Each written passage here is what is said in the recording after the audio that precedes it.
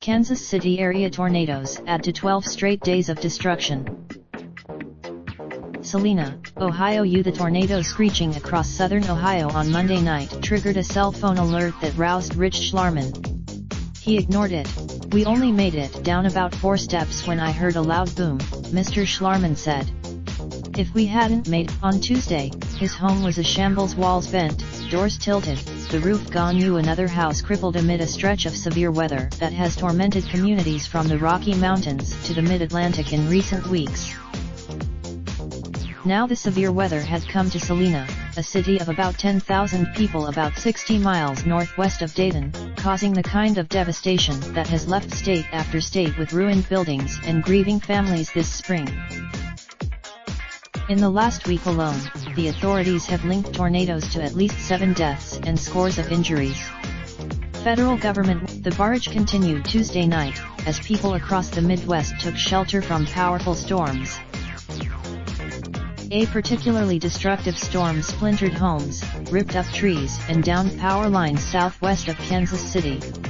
One tornado hit on the East Coast. Tornado and severe thunderstorm warnings were issued in parts of northern New Jersey and on Staten Island in New York. From mid-April on, it's just been on a tear, said Patrick Marsh, the warning coordination meteorologist at the National Weather Service's Storm Prediction Center in Norman, Oklahoma. What has really set up? Read more on the killing at least one.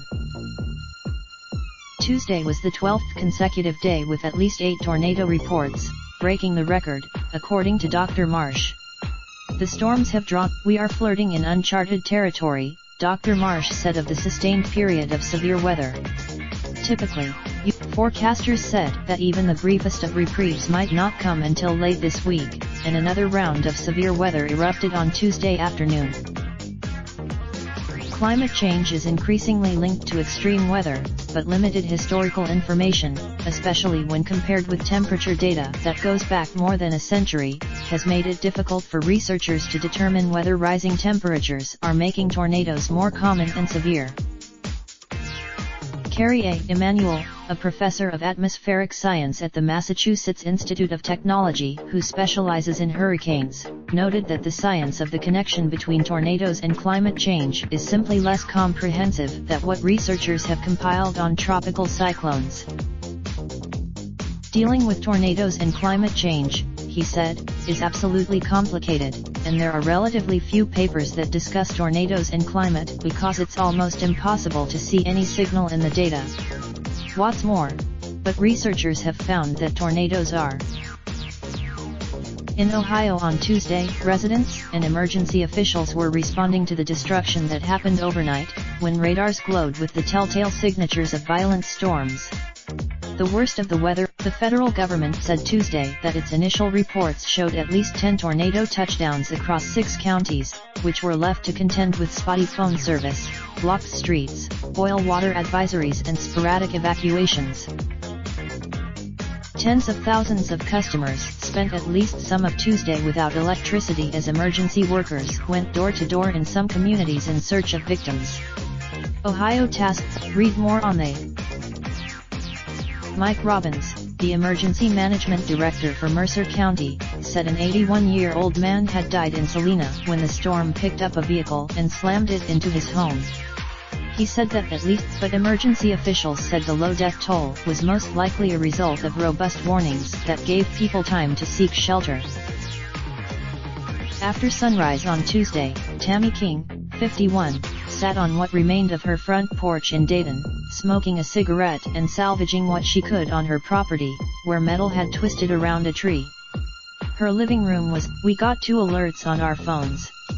After the second others also received alerts but were only prodded to safety when they heard the fury that was unfolding outdoors. I was watching the news and was taking the news of a tornado with a grain of salt until I heard the wind and my back door slamming open and shut," Eddie Whitehead said on Tuesday as he waited for an insurance adjuster in Dayton. "Today I am sitting." The windows of his home were blown out, and mangled metal rested in his front yard. Yet he was among the Dayton area's faintly fortunate. His house still stood, sandwiched between two that no longer did. Dire warnings and frantic rushes to safety have taken place across the country in recent weeks, and the nation's tornado death toll has reached its highest level since 2014. So far this year, few with extensive damage.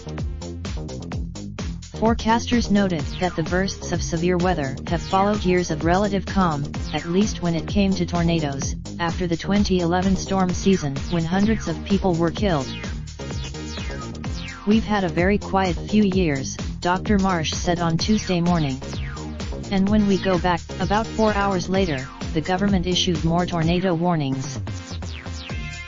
Kevin Williams reported from Salina, and Alan Blinder from Atlanta.